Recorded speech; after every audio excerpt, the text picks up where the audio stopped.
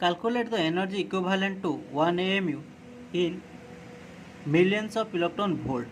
Okay, so mass of proton in AMU, atomic mass unit. So mass of proton equal to 1.66 in 10 to the power minus 27 kg, and velocity of light is equal to c is equal to 3 into 10 to the power 8 meter per second. According to Einstein mass energy relation, E is equal to mc square.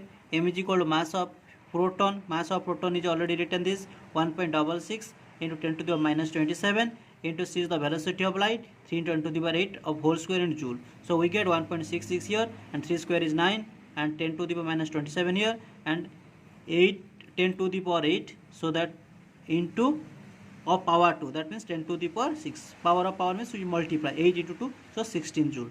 Okay, now in case of here, this one is 10 to the power minus 11 joule, and now in case of 1 electron volt, okay, 1 electron volt, we know 1.6, 1 electron volt equal to 1.6 into 10 to the power minus 19 joule.